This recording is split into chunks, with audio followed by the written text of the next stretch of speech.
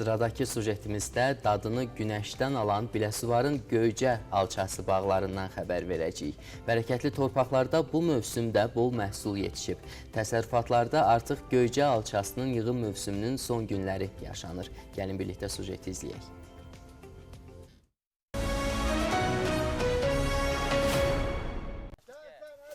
Azərbaycanın cənub bölgəsində meyvəçiliyin inkişaf etdiyi rayonlardan biri olan Biləsuvarda bağlardan məhsul yığımı sürətlə davam edir. Yazın müjdəçisi sayılan Göycə alçası bu il bol məhsulu və yüksək keyfiyyəti ilə seçilir. Məhsulun əsas hissəsi iri market şəbəkələrində satışa çıxarılır.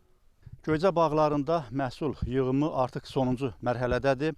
Təsərrüfat sahiblərinin sözlərinə görə ötən illə müqayisədə bu il bağlarda xeyli məhsul artımı da müşahidə olunur. Əgər ötən illəri ağacın birindən 20 kiloqrama yaxın məhsul götürülürsə, bu il bu məhsuldarlıq 25-30 kiloqramdan artıqdır.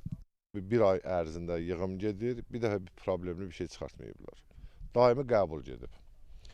Məsələn, keçən illərdə bizim mallarda partlaq çox olardı, quraqlığın fəsadları var idi. Bu illər yağıntı çoxdur, quraqlığımız yoxdur, ağacların da inkişafı göz qabağındadır.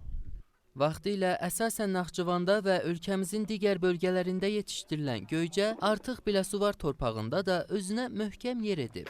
Fermerlər bağlarda məhsuldarlıqla yanaşı meyvənin bazar tələblərinə uyğun yetişdirilməsinə də xüsusi diqqət yetirirlər. Bizdə demiyə şəraiti olduquna görə və bu sultan çeşidlərinin bir xüsusiyyəti var, məhsulu biraz zəif olar.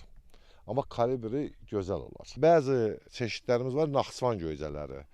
Onların maşallah bəlkə üstünə 200 kilo məhsulu var. Amma o ağacın məhsulu böyütməsinə gücü çatmayacaq. Elə bizə az gətirən ağac lazımdır ki, məhsulda iri olsun, qiymətə getsin. Fermerin sözlərinə görə məhsulun satış qiyməti də qənaətbəxş olub. Məhsulun çeşidinə görə dəyişən qiymətlər mövsüm ərzində 2-7 manat arasında olub. Əldə olunan nəticələr təsərrüfat sahiblərini yeni bağlar salmağa və mövcud sahələri genişləndirməyə həvəsləndirir. Məqsəd həm daxili bazarın tələbatını ödəmək, həm də Biləsuvarın meyvəçilik ənənələrini daha da inkişaf etdirməkdir.